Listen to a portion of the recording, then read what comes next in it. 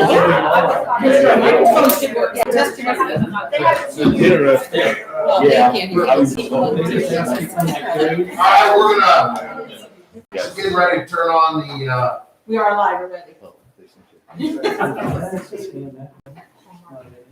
Yeah, super quiet. Close to them. Yeah. That's gonna hurt. Yeah, it's not moving. We'll be here, right? Usually if I come over here, I can get it to work, but must be distracting it because it's not doing it. Yeah, that's usually the angle that you see. Yeah, no. He's got the magic touch. Oh, wow. Yeah, you can see the screen, you can see Jim. You can see Jason, look at there. when Jason's not sitting there, But he will be, we'll see. we can move that up. He's like, you can see Jason all the way back. I can see. Staying there with it. See where he should be. Can you hit the front lights off and just see what? You can kind of see it a little better in there. Yeah, Is that all right? yeah, that looks good. You can see everybody. Okay, go ahead. So easily interviewed. Until we get ready to get going. Yeah, we got 2 minutes yet.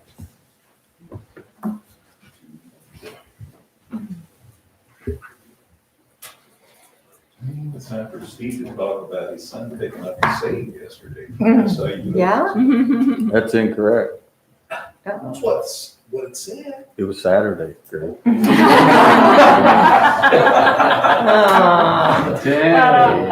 a long time since it's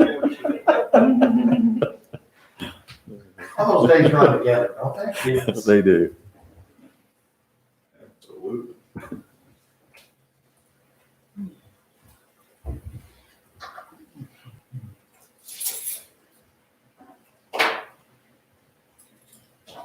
I age myself here, but if I said EFF was my broker, people understand. I remember the commercials. I would. I remember the commercials. Youngsters wouldn't. Means I'm getting old. We won't tell you all. Yeah. Time to retire.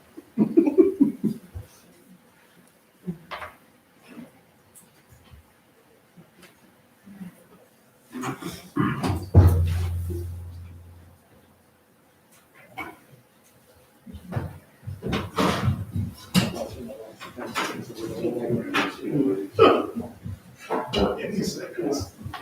We're going to go ahead and call our meeting to order if we can rise and say the pledge of allegiance. I pledge allegiance to the flag of the United States of America and to the republic for which it stands, one nation, under God, indivisible, with liberty and justice for all.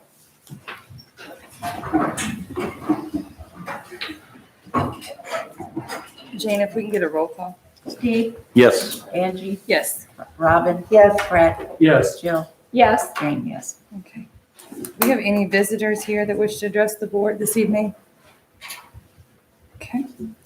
Didn't get anything in there? No. Okay. And hearing none, we're going to go ahead and move on to a presentation. We have Mr. Charlie Huber and Mr. Joe Fothery here this evening. So, welcome. Thank you. Jason, can you grab those real quick, man? So first of all, appreciate you guys having us here. We actually invited Emily here today because she's going to be in the district, as you know, next year as our technologist, and we want to show a little bit of the things that we're doing. This was a picture we were going to show you last April, and then something called COVID hit and changed all that. Our students went down. Several of you, actually a couple of you, showed up for our Innovation Day last year, where we had business leaders from all over Effingham. I had someone, the Secretary of Innovation was here last year, and we had a great meeting. Then we went on down to Amazon to outside of Louisville to do a study of what automation looks like and high-end facilities. We also took some community members with us. Kelly Rucking is on there from Y-Yard. They wanted to see what it was like and started talking to our students about actually how innovation and automation works in big businesses like that and what it's going to look like back here.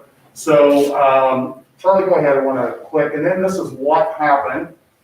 is in March, we had a thing called COVID, and we had about 1.5 billion people, students globally, that didn't show up at school. You guys have been dealing with this for over a year. I was on a call with some of my educational peers from around the world. We had over 104,000 educators on the Zoom call, trying to figure out, many of these were ministers of state, trying to figure out what do you do with kids. Next slide, Charlie. One of the biggest areas that was hit is what do you do with career and technical education? And Ty Totten, who is, a world-class welding instructor for us here at Effingham Unit 40, he said, I came up with the idea of being able to teach my kids how to weld. We took crackers and cheese whiz and taught them how to do welding beads. And so, great ingenious lesson, a little bit less on the nutrition side, but it's where we were at. And all these teachers were trying to figure out how to reach kids. And then so we'll go ahead. I got contacted by Mary Reynolds from the Department of Innovation and Technology. And go ahead, Charlie, I'll set up my slide first real quick.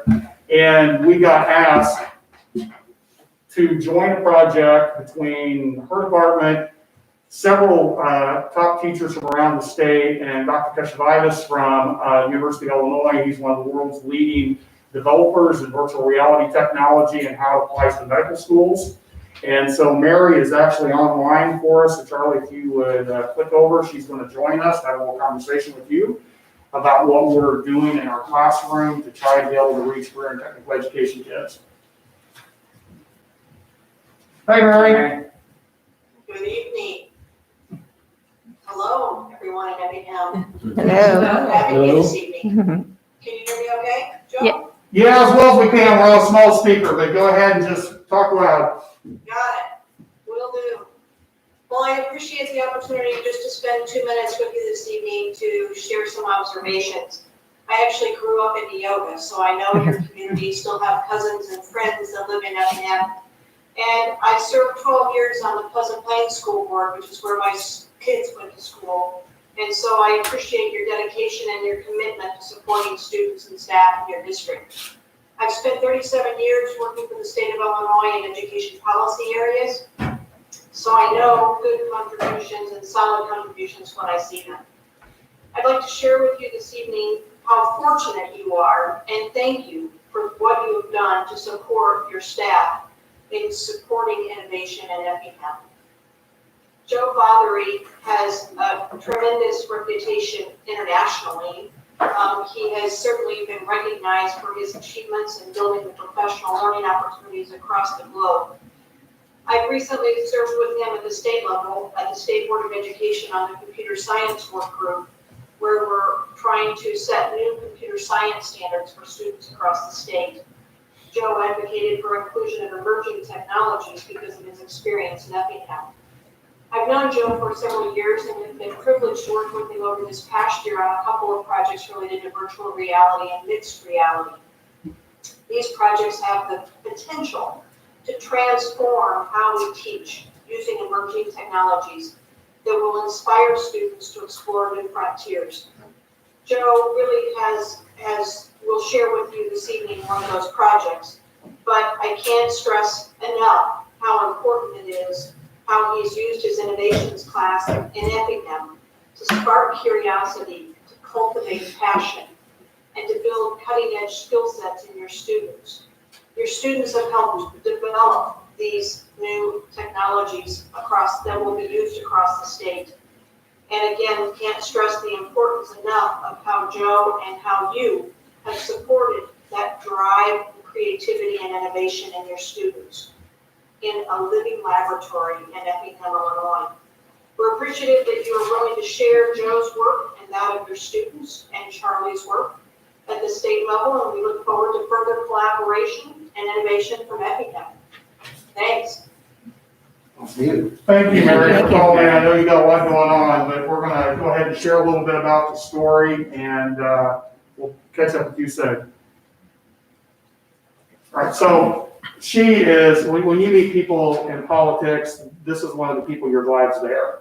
She has all of the right focus and just does so many great things for kids. So we got asked to participate in this project. How many of you had a virtual reality headset on before? All right, so In the case for medical schools, a lot of the students, when they get there, they don't actually get an opportunity to go and participate in surgeries and be involved in hands-on activities until much later in their career. So it's frustrating. They have a lot of concerns about students being disconnected. And so what Dr. Cassavitis has done is he's created a platform where you put the virtual reality headset on, and so they use 360-degree cameras.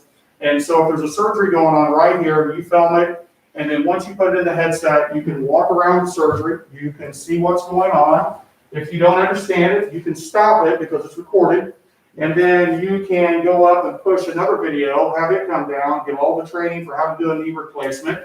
They may have in their diagnostic pieces that as the surgery's going on, where you'll see a quiz come up, and you'll take your handheld unit, you'll click on it, you'll answer quiz stuff.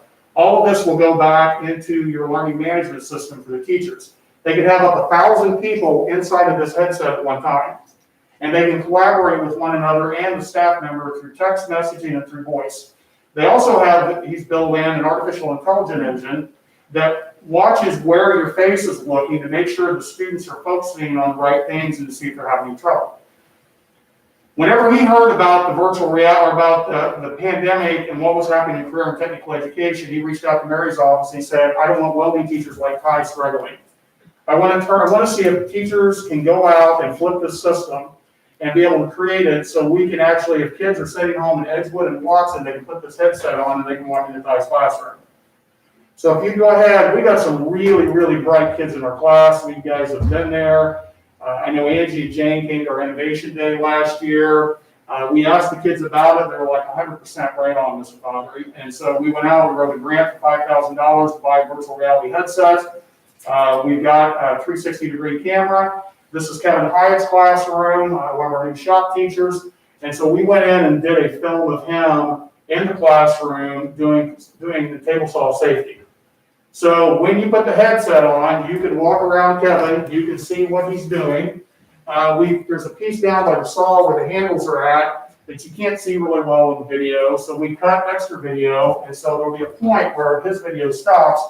Another one comes up and it shows how you're able to change all the saw heights on it and stuff like that. So that's the fun part of it, is that. But then the second part is the kids go, we want to recreate a virtual classroom of his. So they went down and remeasured his entire classroom, used an animation program called Unity, which Dalton grew up with, and they recreated his shop class. So I'm going to go through and show you a couple of things in here.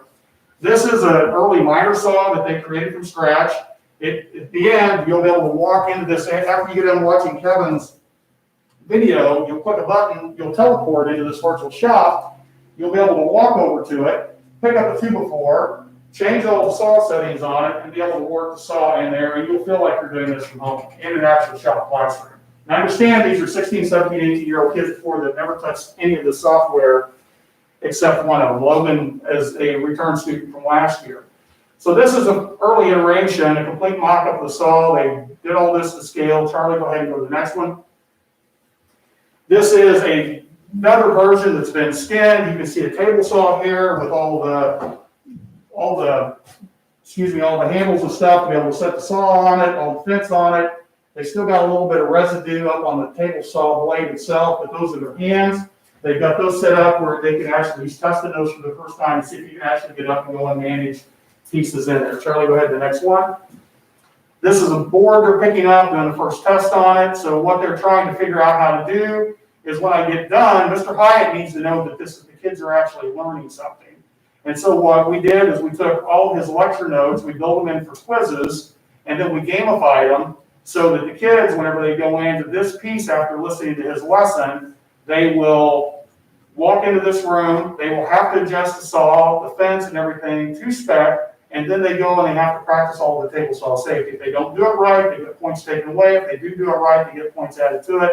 For the kids, it's a video game. For the teacher, it's a lesson with some of the assessment pieces tied to it. And then Charlie, what do we have on here is my next one. And there's a final rendering of the table saw and another saw in the background. And I don't have all the other stuff. We turned this over to Dr. Cassavitis of the University of Illinois. We had a couple of issues with some tech things in the classroom, so we turned it over to his design team. they're in the process of finishing wrapping these pieces up right now. So again, these are 16, 17, 18-year-old kids who are learning this stuff from scratch and working with one of the leading professors in the world to be able to design stuff. That's what's really good for them. And we're helping create that pipeline from Effingham, Illinois, to places like the University of Illinois, to Silicon Valley, to Chicago, or back to Effingham, so that they're able to be able to go out and have a good career. So that's our first project that I wanted to share with you. Go on to the next one. I don't know if you're aware of this or not, but Illinois has recently become, and since about July, has become the hotbed of innovation in the world.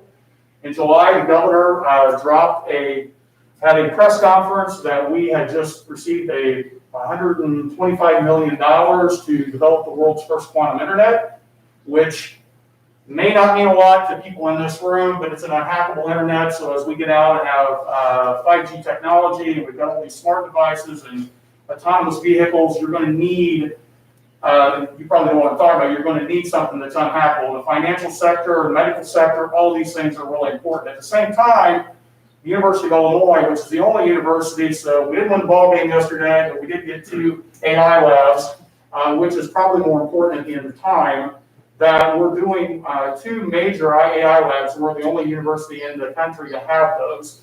And so this is all happening around us, an hour and 15 minutes away. Hundreds of millions of dollars are being piped into our state, but there is not a pipeline for our kids from this region to go to those areas. So I was on a call about a month ago working on computer science standards, and I don't know if you know this or not, but this fall we will have computer science standards from K through 12. We will also have a section in there on artificial intelligence. I work with Mary on the CS side, and then I chaired the piece on the AI piece. I was on a phone call with Microsoft, and they had just developed a new type of technology. It's called Farm Beats for Kids. And they heard about our classroom. They said, why don't you beta test this program for us? So we're one of the first high schools in the country to be able to beta test this project. And so Charlie, go ahead and let's show them what. And it's amazing because for our kids, by 2050, it says on here, the average farm will collect 4.1 million data points per day. By 2050, we have to increase our world food supply by 70%. 70%. There is so much coming out on this, and Effingham is one of the hotbeds of agriculture. We have some of the greatest farm ground in the world. And so at UI, one of the things they're doing with their AI lab is they're trying to figure out how to improve soil conditions. How do we get more yield out of our produce? And it goes on and on and on. So if you go on, Charlie, what our kids are doing, here's the smart farm. So you can see, and I was using these examples this morning, because this is what our kids are doing, you can imagine being able to go down a field and it knows exactly what the yield was last year. It knows exactly that this spot right here is the one that's a struggle point. So we put less fertilizer, we put less herbicide, we put less pesticide on certain areas. It makes the environment a lot better. It improves our yield. It helps the farmer increase his profit yield. All of this information goes in. When you have machine learning pieces that we're going to talk about in just a little bit, when you have drones that fly over and can recognize what pests are on your plants, and you can specifically address those issues, that's a big deal for our people in this community.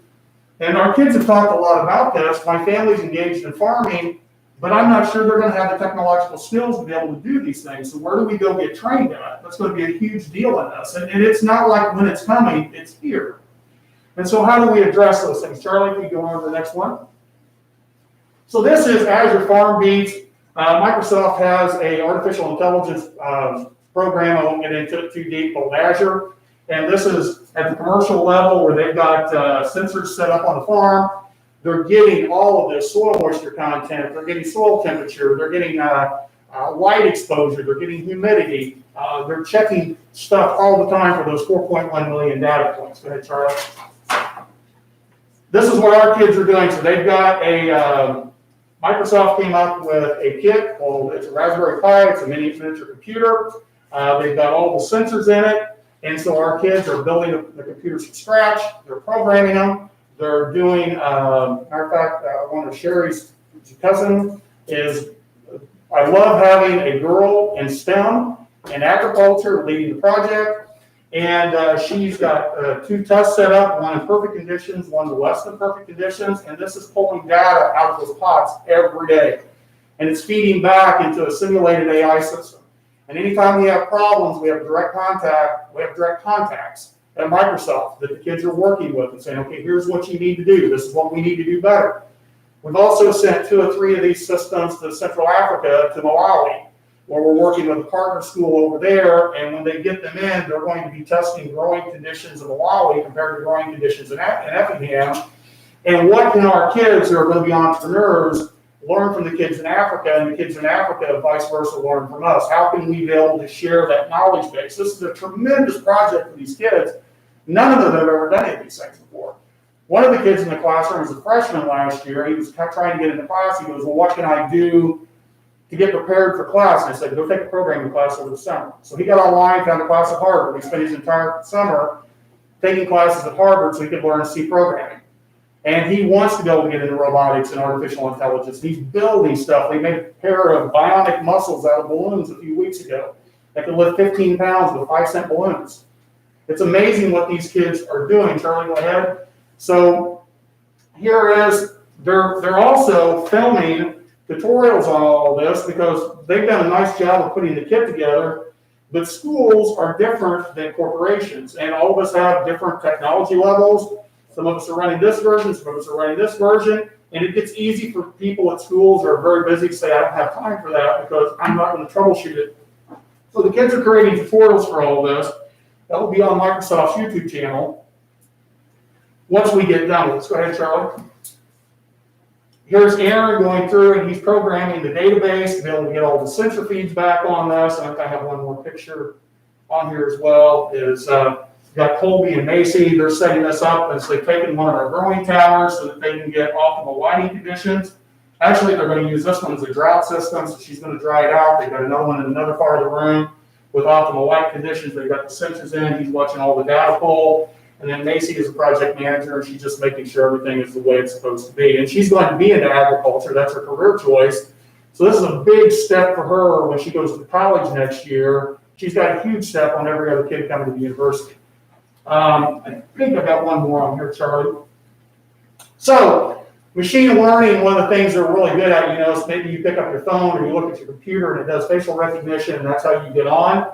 We've got a object recognition program that they're allowing us to use and also beta test. And so what it will do is we can train this system to say, okay, this is a healthy leaf, this is a not, this is one that's not. This is one because it has all the right soil conditions, this one because it doesn't have enough water, this one has a certain pest on it.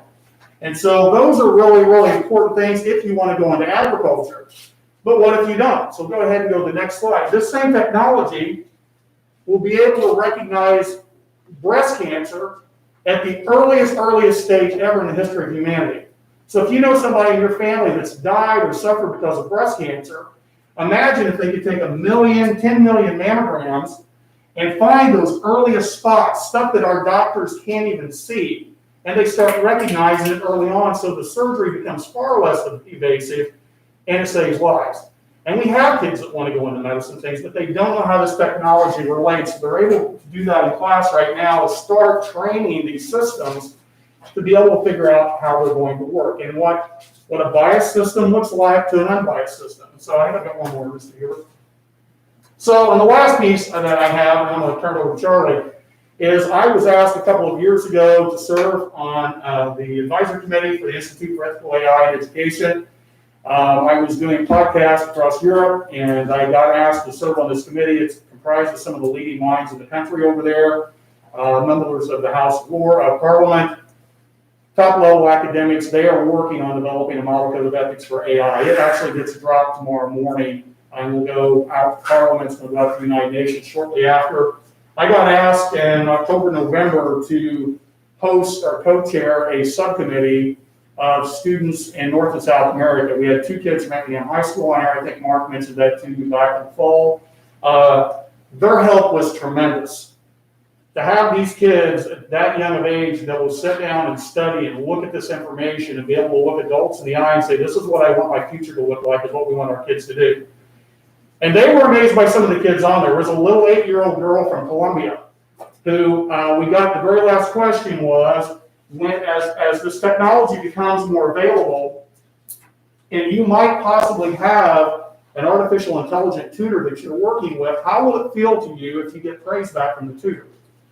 And this little girl, I will never forget her, she looked me in the eyes, she said, I'll tell you what I think about that. She said, I don't like it. And she said, here's why, because that computer is programmed to say that. My teacher says it because she loves me. And I thought for an 8-year-old to recognize that was profound, and I think what was more profound was high-level policymakers hearing that and knowing that they've got to protect the rights of that baby. And so that's 3 of the projects that we're doing. We have a myriad of them in there. We believe every child has a story. They have different technology and mediums that they use it with. Charlie, you're going to wrap up with our last piece. Sure. Joe gets to do all the cool stuff, so I can still kind of the end pieces. So this is really what the class is about. Some of you guys have already known it because you guys have been in there, you've kind of seen it. And for those guys that don't know, the administration and the board and Uniformity in general has supported us over the past 4 years to build this program. And the program isn't what's typically known in multimedia and think in terms of, we got all these different things we're doing. What are you guys doing? So for those guys that don't know, we really focus, what does innovation and leadership look like? That's our 2 pillars, innovation and leadership. Those are the 2 things that we try to instill every day in our class and in our students. It's really focused on the ISTE learning standard number 1, the empowered learner. So how do you do that? What does that mean? Well, for us, it means learning how to learn.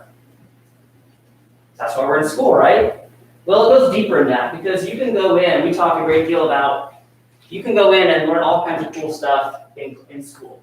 And one thing we talk a lot about is you need to learn how to do math before you can learn how to use math. They're 2 different things. So they take a lot of their knowledge and their interests and things that they want to learn more about. So when they come into our class, they'll come in and say, hey, I want to learn about AI, or I want to learn about all these different things. So this is the opportunity, this is the kind of class you can have those different struggles, those different kind of learning opportunities take place. And it seems like it'd be a pretty easy thing to do, and it is once you get going, but on a typical day, you have every student doing something completely different. You can go to the next slide. It's not there. It keeled over this afternoon. Okay. Well, we had a slide up that showed a lot of different things. I'm going to kind of go through some stuff that we've done over the past, well, just this past year.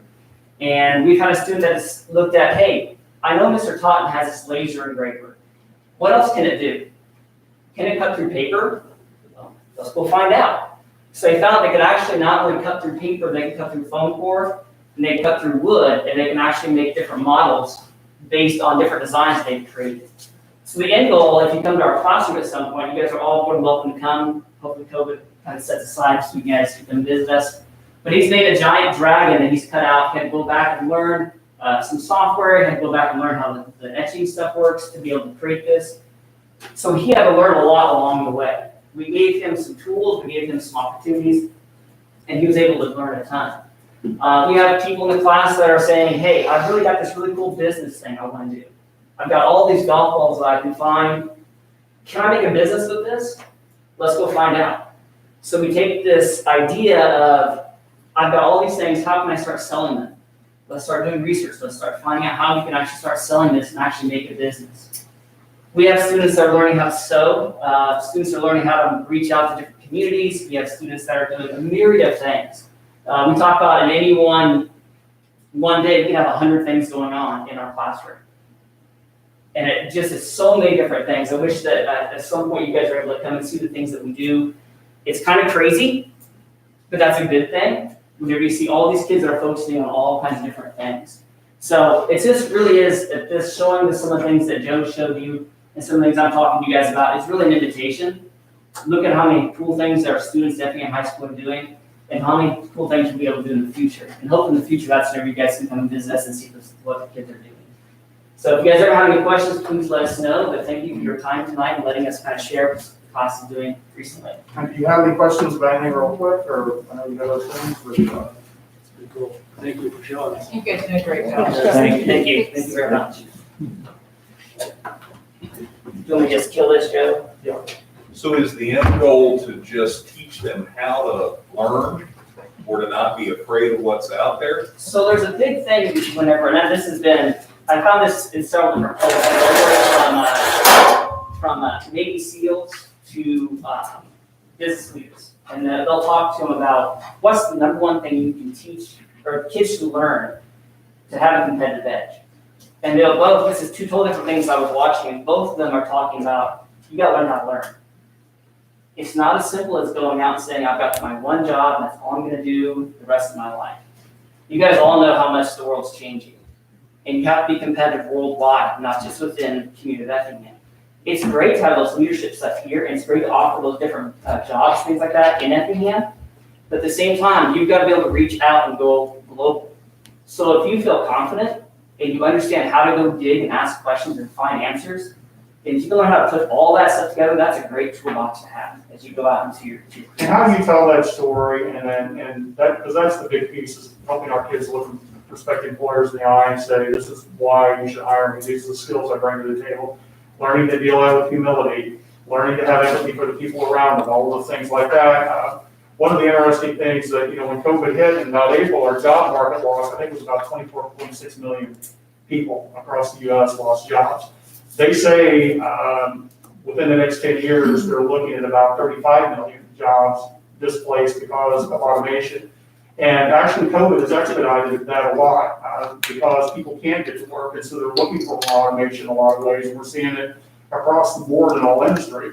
We don't want our kids to fear that.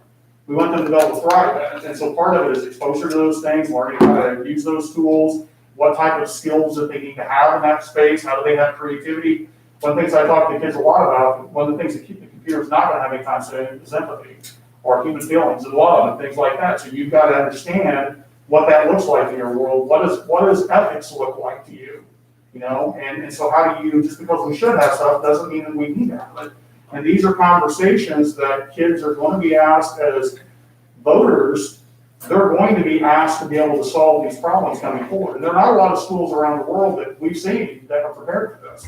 I'm thankful for the fact that we've got a board and administration that's supporting the work we're doing now and getting a community that gives our kids these opportunities. And so it's a huge leg up for them on things. So, but please stop by and visit sometime. We'd love to have you, and just thanks for all you guys have been doing. So. Thank you, Joe. Thank you, John. Thank you. Okay.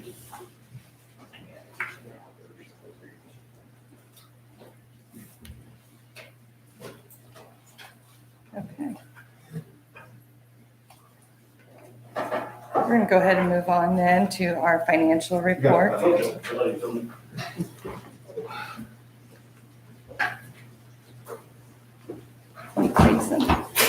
Okay, for February and March, we ended February with a net fund balance of $28,831,169.25. Operating funds had a total of $22,488,994.44. And HLS funds made up $3,489,677.05. We received funds in the education fund from local, $165,543.91. From the state, $575,310.27, and federal, $188,829.39. All expenses over $5,000 are broke out separately in your packets. And our recommendations for this month are to reimburse the interest account in the amount of $1,427.77, and the payment of bills in the amount of $677,844.57. Were there any questions for Mr. Fox regarding the financial report? Okay. And hearing none, then we would need a motion and a second to reimburse the interest account in the amount of $1,427.77, and the payment of the bills in the amount of $677,844.57. I'll make that motion. Motion by Brad, do we have a second? I'll second it. Second, Jane, roll call? Angie, Yes. Harmon, yes. Fred, Yes. Jill, Yes. Jane, yes, Steve. Yes. Moving on to the consent agenda. In our packet, starting on page 94, are the minutes for February 22nd, a regular meeting, curriculum meeting on March 2nd, and a special board meeting on March 4th. The cafeteria report is enclosed on page 105. We did not have any student teachers this month. Fundraisers are listed on page 108, which is the EJHS Band and Chorus are selling Arnt's Fudge and Popcorn. This is to raise funds for continued purchase of music and other supplies. This will go from March 30th to April 16th. And we did not have any field trips. Do we have any questions or comments on the consent agenda? Okay, and hearing none, we would need a motion and a second to approve the consent agenda. I'll make that motion. Motion by Steve. Do we have a second? I'll second. Second, Robin. Roll call. Robin, yes. Brad, Yes. Jill, Yes. Jane, yes, Steve, Yes. Angie. Yes. Moving on to correspondence, we had to thank you for your kindness and sympathy at a time when it was deeply appreciated. Thank you for the plant in Kendra's memory, Diana and Tony Pullen and the Butts family. Go ahead and move on to the superintendent's report with Mr. Doan. Thank you. The foundation meeting report was held on March 8th. The foundation meeting was, and just real quick, couple highlights as I read through here. I think previous month, the foundation received a grant of $5,000 for use at the high school. And so they went through and the information there were some teacher grants that were approved for microphone sets to a mini freezer and blender to some new drum sets. So we want to say thank you to the foundation for supporting our students and our staff. But I think that'll be it. I think there is going to be a teacher appreciation project, and then the scholarship, usually at the end of the year, I think they're gonna go with another parade. Right, the date in the report's wrong. It's on May 2nd, not it says the 23rd, I Oh, think. okay. It's really May 2nd. 23rd is gonna be rough. Yeah. I saw that. I go, wait a minute, that's not right. So we certainly appreciate the foundation. We'll probably invite them to come here pretty soon. And they do so much for our district. We want to make sure that they're highlighted publicly to the board too. So just want to say thank you to them. The enrollment report information for you. We had one for you request. And then I just wanted to make it short, but I want to make sure we understand. The EHS boys basketball team were the 2020-21 Apollo Conference champs. And so they ended up 13-1 in the conference. I believe 17-1 overall. Also, the EHS competitive cheer team placed in the state competition. They did that a little differently. They did it by video, which is took a video and sent that in, which is kind of different, but that's the world we live in at this point. So I want to say congratulations to them, and then also to senior Nate Thompson. He joined the 1,000 Career Point Club. So just a couple more highlights there from the high school. And that'll be all to share for right now. Okay. We're going to go ahead and move on to new business. We have up the 21-22 discipline handbook changes for presentation and approval. But before we do, we had a couple of parents here who wish to address the board.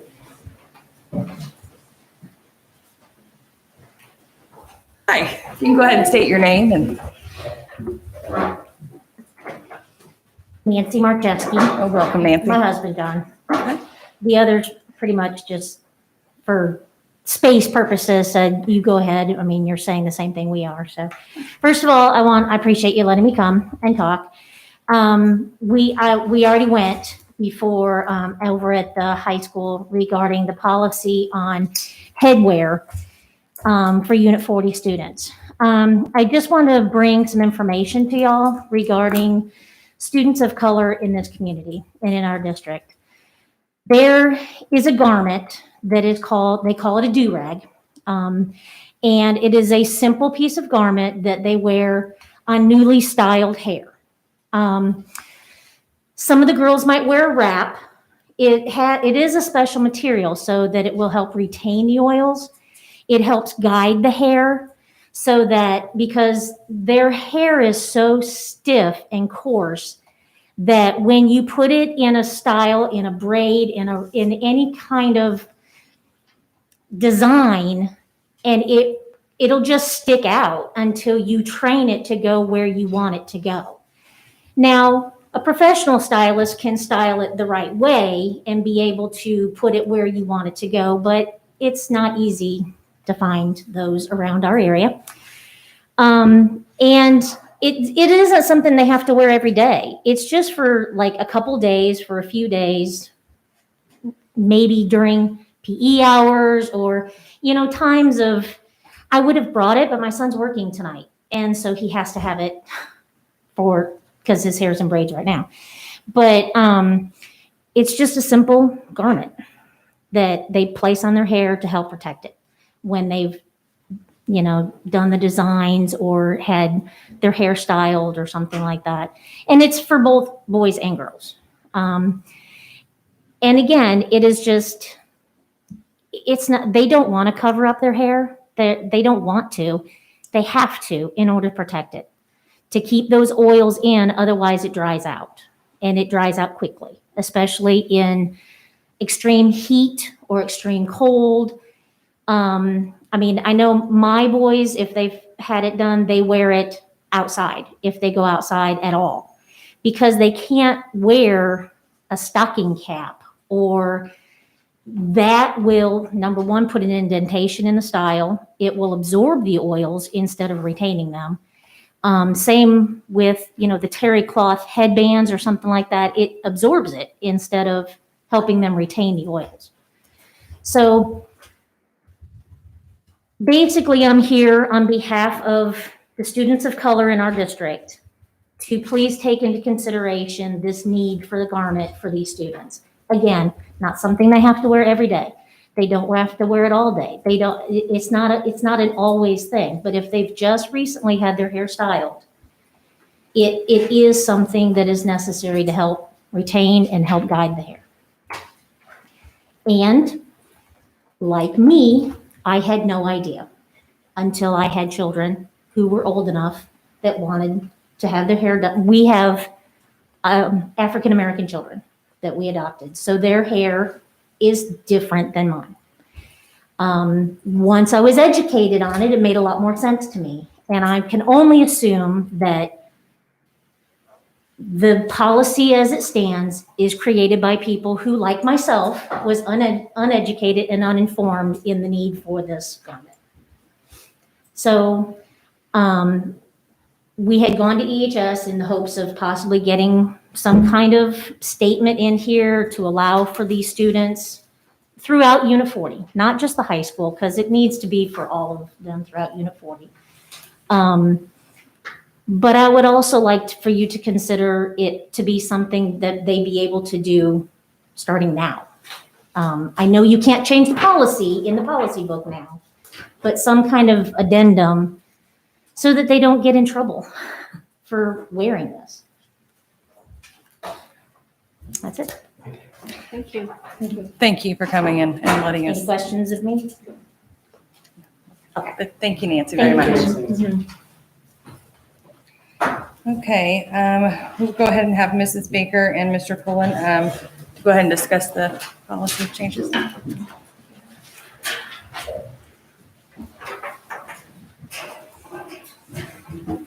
So all 5 of the buildings met individually and just talked about their current policies and how things are going there. And out of those buildings, we then had a district-wide meeting. As a result of that district-wide meeting, 3 of the 5 schools really had no recommendations. Everything was fine with their school. That was Early Learning Center, Southside and Central. And at the junior high school and high school, we just had a few recommendations here. So the first one, as you can see in front of you, information was gathered at that initial high school meeting regarding do-rags. That concern was brought forward to us. I appreciate Mr. Roberts. I was going through some family issues at that time. I was unable to go to the first meeting there again because of the loss of a family member there. But Mr. Roberts did a great job of following up with some of the schools that are very similar in makeup with with Effingham, and with very similar enrollments as well. So he contacted Taylorville, Charleston, Mount Vernon, Centralia, Decatur, MacArthur, Mahomet, Seymour, Decatur, Eisenhower, and Lincoln. And all of those schools involved said the same thing, that do-rags are not allowed in their school. It is a violation of their headwear policy. So our recommendation would be to continue that same headwear policy that's in the student handbook, and that do-rags would fall underneath that as a violation. I think we're looking at a couple of things here with any kind of headwear, whether it's hats, hoods, whatever it might be. To me, it falls under three things here. Number one is the respect aspect. You're inside a building, public building, so the respect aspect there. It's a safety aspect as well. And then finally, we do battle kids with earbuds and trying to put things in their ears and listening to music and things like that. So, if we were to allow hoods or headbands or, do-rags or whatever it might be, then they're going to try to sneak those earbuds in there as well. So I think it falls under those three sort of categories there. So that would be our first recommendation there. Second recommendation, tried to basically make the high school tardy policy very similar to what they have at the junior high school over there. So right now at the high school, it's really teacher administered. So the way the handbook reads is 0 through 5 tardies is taken care of by the teacher. So what we're asking there is teachers to monitor how many tardies the students have, then also administer the discipline on those tardies. So keeping them after school or keeping them at lunch. So I'd like to take that out of the hands of the teachers. Obviously, they're going to still mark the students tardy, but then whenever the tardies are marked into this program or our INOW system, then I would take a look at those tardies, run a tardy report every day, and then I would be the one administering those consequences there. And again, that's very similar to what they have at the junior high school there. So really the first sentence there would, the first paragraph there would change. It says the tardy is defined as a student not being in, the second paragraph would be the one change. Each teacher is expected to mark a student tardy using the student management system being used by the high school. The assistant principal then compile the tardy and administer consequences when necessary. And then you can see down there, that would be the breakdown. We would like to do it per quarter and then per class period, because right now it's just basically per semester and it's any of the classes. So we'd like to do it sort of per class period. So 0 to 1 tardies in that class per quarter would be no consequences. 2 to 4 would be a lunch detention each occurrence. 5 to 7 would be a late stay each occurrence. 8 to 10 would be 1 day of alternative classroom. And then 11 plus would be 3 days of alternative classroom. So that would be the recommendation there. Again, change that tardy policy and really put it in the hands of the office to administer those consequences there.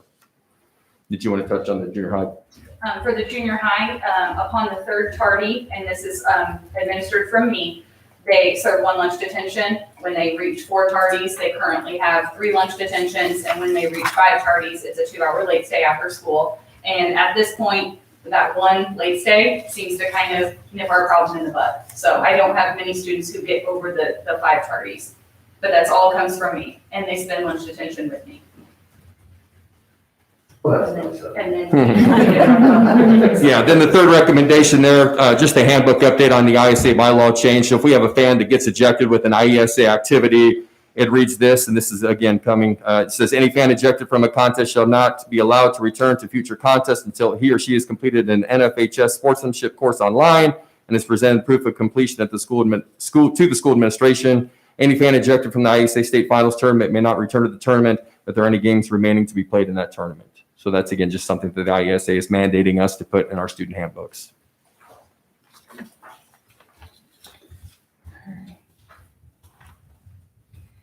Are there any questions for Mr. Pullen or Mrs. Baker regarding those changes? The do-rag issue, has it always been in our policy, or we're making it a change to our policy? Clarify that. Yeah, there's no change to the policy. It just reads headwear. So no headwear is allowed. It's in violation of the policy. We consider headbands, hats, hoods, do-rags, anything like that to be considered as headwear. Cowboy hats. Cowboy hats, sure. But that's different. Isn't that kind of like discriminating against the children of color?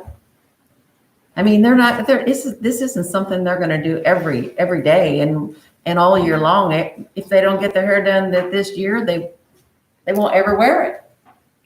Well, I think one of the questions that comes up is when you have a policy, how do you administer it in a fair manner? And it's going to be very hard to administer if you're going to make exceptions for this and this and this and not make exceptions for others. So from my past experience as a building administrator, that's what I would look at. So I think that's the administration of consistently is key. I've done a little bit of research on this. I'm by no means an expert at all. guess some of the questions I would have, like, you know, why does it have to be done during school? Can it be done at different times? Those types of questions. So, you know, those are just things that pop in mind. I don't think it's something they do at school. I think it's something you can do on the weekend, and if you have to wear it for 3 days, it's gonna run into a school day. Or 4 days. Has it become more disruptive? Is that why it's? It's just classified as any other headwear. So, you know, if a student walks in with anything on their head, then they're told to remove that. You know, if it continues and then they continue to defy and things like that, then there would have to be some consequences associated with that. So the concern is the discernment over whether it's a necessary item to have on your head or whether it's a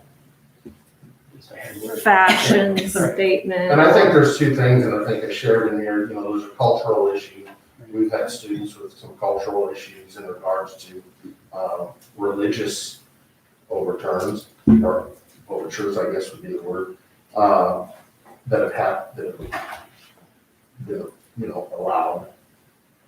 But that's, you know, like, I think what was said was whether this is what I shared in here, whether it's a fashion or cultural issue, I think is the main, what I see as the main question. That's up to the board. I think too, one of the things that Mark was trying to say about administering it, if you know, having been a high school teacher, I know what he's talking about, because you allow one thing which you think is legitimate and good, and then the next time you turn around, there's somebody else that has something that's something different, but they're ready to argue it's really the same, and then it keeps going and just like So the ballooning, and then whole it's trying to right. sort through what's legit and what is not. And I can see that just, you know, based on all other circumstances, that's just what happens when you try to administer something like this. And I know, you know, at the high school level, you know, there've been a lot of steps taken about what students can wear as far as coats in the building, you know, in the hallways and all those kinds of things. And you know, the simpler and more straightforward it is, the easier it is to administer and deal with. So I think that's what he's trying to say, not disrespecting anything that somebody wants to do. It's just a matter of when you're dealing with that many people, hundreds and hundreds of people, it's not just one situation. It will just keep evolving into others. And I do thank you, Kurt, for contacting other schools and finding out what their policies are as far as this goes, including schools, obviously, that have many students of color. So I thought that was good. Okay. Are there any other questions or? The other schools we comments? looked at, Kurt, were they just a zero tolerance? I mean, it's just not allowed at all, or were there any special circumstances at all in any of the districts you talked to, or was it just a we don't and that's it? So most basically said it fell under their headwear policy. A few of them, Taylorville was one. Decatur MacArthur. And was the other one Decatur MacArthur? Yes. That specifically said no to no do-rags. They specifically identified that. The rest of them just said, yeah, it's never really come up, or yes, we consider this part of the no headwear policy. And then, Nancy, I don't want to put you on the spot. You mentioned something about the females can wear a wrap on their head. I'm assuming we wouldn't allow anything like that either, or would we allow if a lady came in and had a wrap on her head, would that be considered headwear and would not be allowed also? Correct. Okay. I don't have the water. Right. I don't have any point of reference here either, so I'm just asking questions. Okay. I don't see how it's that disruptive, but if the other districts are the same way, Yeah, and if it's just temporary, I mean, it's not every day for the whole year. I don't think it should be a problem. Okay. To me, what I hear from Nancy though, is that it does sound cultural to me, not and I don't know every case and every instance and, you know, every scenario or situation. If Nancy's child was wearing a do-rag every single day, perhaps I would question it, but if it is like a once, is it once a month, once a week, once, how often? He doesn't get it done that often because it takes a long time and it's very expensive, but it's mostly just, it's just a way to style it because there's only so much you can do with his hair. And it's just a style to do. And typically he tries to get it done on a long weekend or their spring break or Christmas break or something like that, so that he doesn't have to wear something out in public. You know, I mean, the goal is to not have to cover it up. But, you know, once they've had style, they do, and they wear it to bed because that's the worst part, is any kind of friction. And it frays the braids and damages the hair. And a lot of it is, it's such a hassle because he can't wear anything to protect it. So doesn't do it because he doesn't want to get it, you know, have to wear it to school.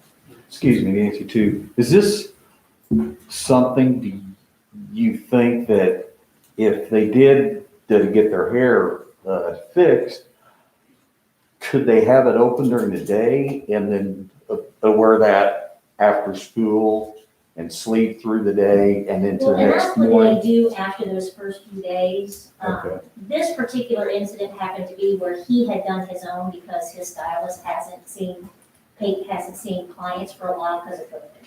Mm-hmm. So it was sticking all different directions. So his main purpose was to keep it, and so that the hair would then be out of his face, not in his way when he was trying to work out or in class. And typically, if he can go to his stylist, she can do it where it's not like now. She did it, and it's not in his eyes.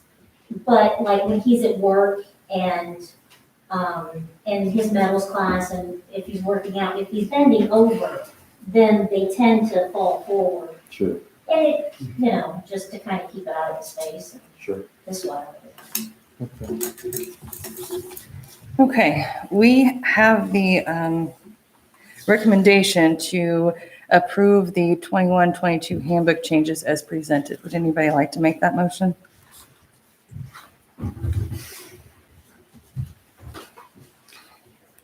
I will make the motion to approve the handbook changes as presented. Do we have a second?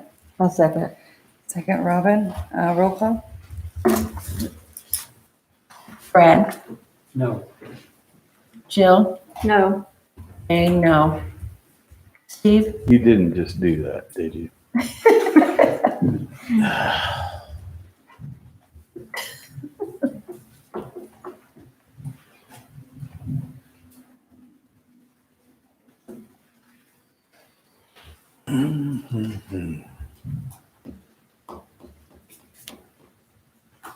I think it actually needs further discussion. No, let's take it out. Yeah, I'd rather discuss it. I don't think you can once the vote started. Well, no, I could vote yes, and then it's a push, correct? Yeah, let's do that. I think we need to discuss it. So what your vote is? Yes. Angie? Yes. Robin? Yes. Okay, well, I'm suggesting you pull that part out and then entertain a motion for the other items that are up for handbook changes. Okay, so we'll go ahead and pull that one. We are going to make a motion then. Let me get to it. I'll make a motion that we adopt all of the handbook changes with the exception of the headwear item. Which would be the tardy policy at both the high school and junior high, and the junior high handbook concerning fan ejection from the IESA activities. I make that motion. Motion by Robin. Do we have a second? I'll second that. Second, Brad. Roll call. Jill? Yes. Jane, yes. Steve? Yes. Angie? Yes. Robin? Yes. Brad? Yes. Okay, we'll do a little bit more background and we'll bring it back.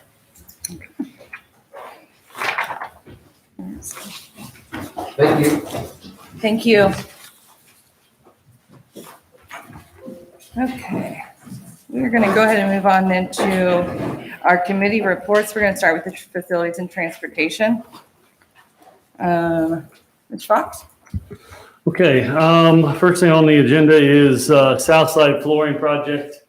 We opened up bids for the flooring project this last week. And we had one bidder. It was Grunlow Construction. If you remember last year, we bid this project. It came in about $238,000, which was over our expected budget.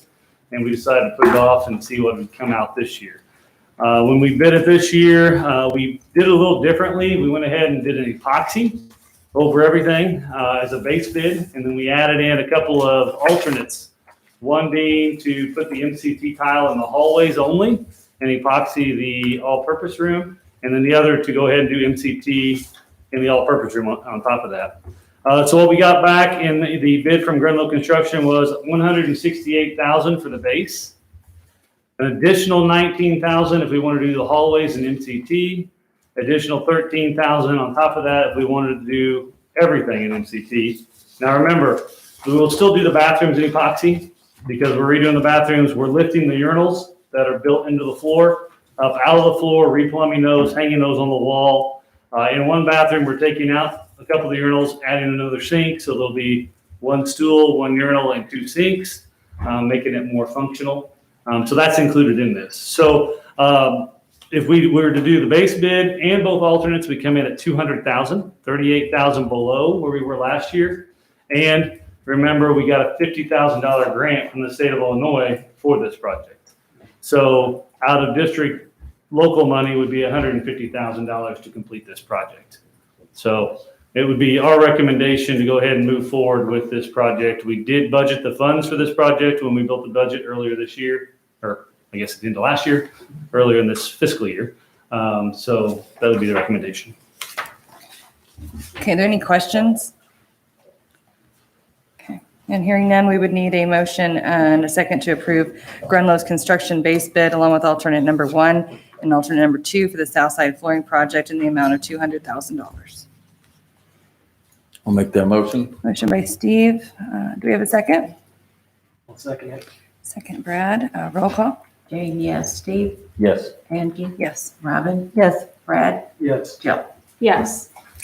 Moving on to the mowing contract extension. Okay, as you know, Jerry Harmon Landscaping has been mowing for the district for years. 3 years ago, we wanted to go ahead and bid it and see where things kind of fell out. When we did that bid, we received 2 bids, one from Herman Landscaping. The other bid was from another local contractor. Herman Landscaping came in at $1,088 per mowing. Now that's for 11 locations at the time. The only thing that he doesn't mow is the sports complex. We take care of that because our coaches are very particular. You know, softball may want it mowed at 3 inches, football may want it mowed at 4 inches, baseball wants it at 2, you know, so on and so forth.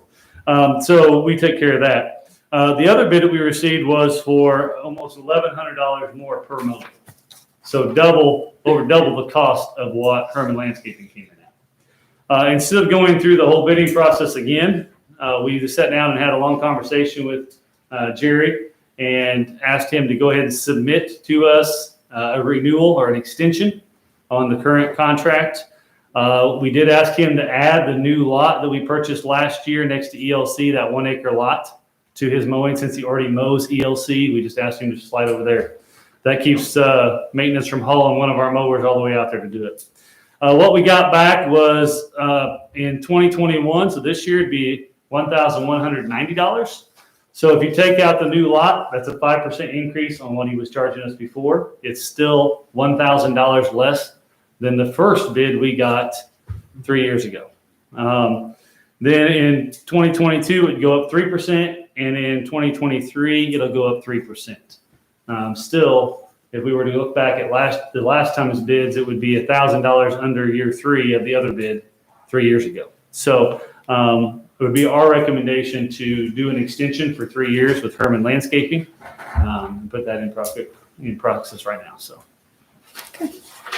So we would need a motion, a second to approve the 3-year mowing extension through 2023 with Herman's Landscaping. I'll make that motion. Motion by Robin. Do we have a second? I'll second. Roll call? Steve, Yes. Angie, Yes. Robin, Yes. Brad, Yes. Jill, Yes. Jane. Yes. Moving on to the approval to dispose of surplus district property. The district has been good to maintenance the last couple of years. We bought the bucket truck. We also replaced Jason Huber's old truck. And so we have those two trucks still in our possession, and we would like to have permission to do those through a sealed bid process. We'll do it much like we do the buses. When we sell buses, we'll put it out through superintendents around the area, as well as we've had several local people stop in and say, hey, are those two trucks for sale? And so one big thing about those trucks is they do have a snowplow on them, because those are the old snowplows that only hook up to those. And so we left them on there. So we would like to sell both those trucks. The 96, we would like to put a minimum bid of $5,000 on it. And on the 98, a minimum bid of $5,500. And then sell those over the next month or so. And we'll bring it back to you as a board to accept those bids once we have those in hand. Are there any questions for Mr. Fox? Okay, I'm hearing none. We need a motion and a second to declare the listed items as surplus property and no longer needed for school purposes, and to direct administration to sell said property. I'll make that motion. Motion by Jill. Do we have a second? I'll second it. Second, Jane. Roll call. Steve, Yes. Angie, Yes. Robin, Yes. Brad, Yes. Jill, Yes. Jane, yes. Okay. Moving on to the east side window replacement project. Okay. So we recently opened bids for East Side School to replace all the windows in the school as a standalone project.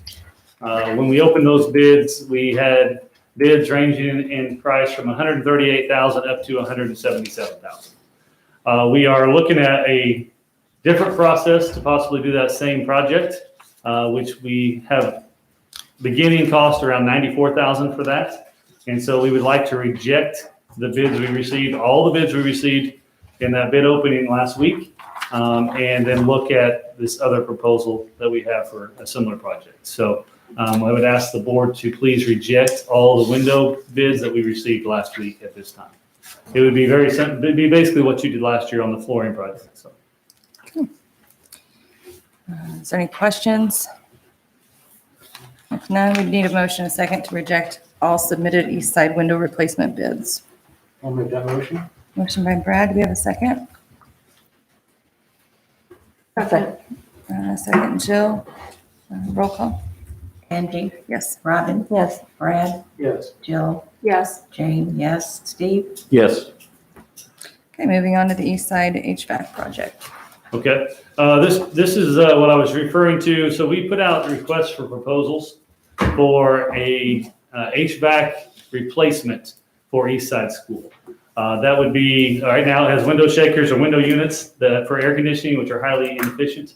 And it has old boiler hot water heat that goes through unit vents in the classroom that take up a lot of space. So the window replacement could be part of that project, which is why we've asked to reject those other bids.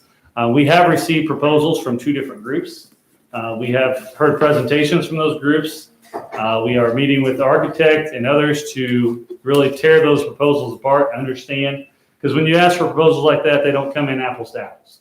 You have to get into them. You have to understand what they have. So we would like to continue to examine those and then bring those back to the board at a later date for possible approval of the project there. So we'll be getting more information to you on that.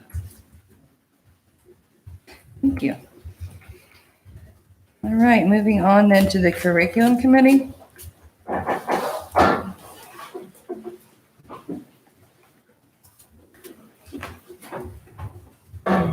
Hi, Shelley. Hi there.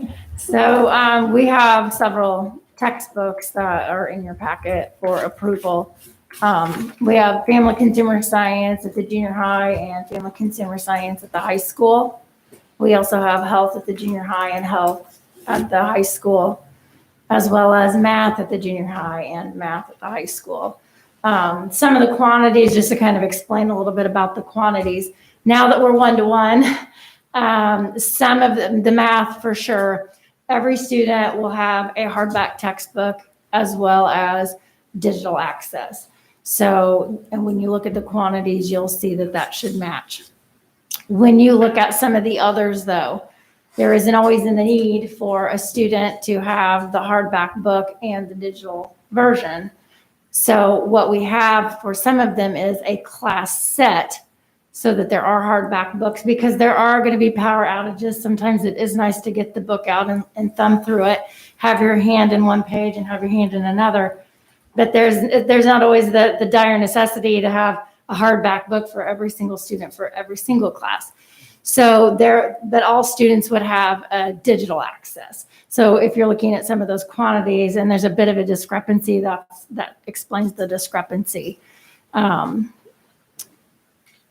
Do you have any questions on any of the materials? Just real quick, can you just talk about, real quick, just on the process that was used to come to this? I mean, it's been a long, people put in a lot of hours, staff. Right. So before we ever even order samples, the staff as a department, they start looking at, well, what is the course all about? What are the standards? What would be some of the needs, so that we don't just get samples in and they just start looking. We kind of build the shopping list prior to going shopping, basically. So then we start looking at, what the publishers have available, order in materials for them to look at. They start to, this year, it was a little different to be doing all the presentations and everything. And some of the shipments were a little slower than they normally would be. But the staff then is able to look at all of the hard copy samples, and most of the companies are great about giving tons of digital, access and resources as you're looking through. So as they start to look through, then they start to narrow it down to a couple that they really like, and that meets their needs and that would meet the students' needs. And so then we have presentations from the companies that we schedule. So then the company can kind of walk them through the product's intent. Because sometimes when you just look at the packages that come in or you flip through the digital resources on your own, you don't always understand everything that is available. So they do that. And then usually there's a little bit of time for them to follow up either through email or another, discussion with the company if it's needed. Sometimes it is. And then we start to talk about, well, what are the quantities, for next year and then for a few years to come. We need to look at the quantities that are not just going to cover next year, but that are going to cover multiple years. And then what's the lifespan basically of the adoption? So it's 6 or 7 years. So then that's why you see the subscription links in there, because we want to make sure that the digital access is there for the length of the adoption. And so then we get the quotes and we start digging through, as teachers look at it, does this look like it's the correct amount of materials? And once it is, then it's ready for you to take a look at. They also have to provide some rationale for the product, because sometimes they're looking at a couple of products that are very similar, but why one over the other? And it's important for them to, be able to explain that, because down the road, when we have new staff or we have one of you or a parent or somebody says, well, why are we using this? It's good to have that rationale before that purchase is ever made. And then we also are looking at, one part that's missing so far is K-5, right? We still have that one to go. We're doing a full year-long pilot, and so we will not have, I won't have anything for that yet because the year is not up. And just to remind the board, this is one of the 4 goals, is providing up-to-date instructional materials, so. Are there any questions for Shelley? Okay. No, we would need a motion and a second to approve the purchase of the instructional materials as listed in the amount of $248,584. I'll make that motion. Motion by Robin. Second. Second, Jill. Roll call. Robin? Yes. Brad? Yes. Jill? Yes. Jane, yes. Steve? Yes. Angie? Yes. Thank you. Thank you. Thank you. At this time, we would have an opportunity for sharing by the board members. Anybody have anything they want to share? Okay. If not, we will go ahead and need a motion and a second to enter into closed session for the appointment, employment, compensation, discipline, performance, dismissal of specific employees of the district, student discipline, and the setting up of price for sale or lease of property owned by the district, and collective negotiating matters between the district and its employees or their representatives. I'll make that motion. Motion by Robin. I was thinking, we're not going anywhere. Do we have a second? Second. Second, Brad. Roll call. Brad, Yes. Jill, Yes. Jane, yes, Kathleen, Steve, Yes. Angie, Yes. Robin. Yes. Okay, we will be back after closed session.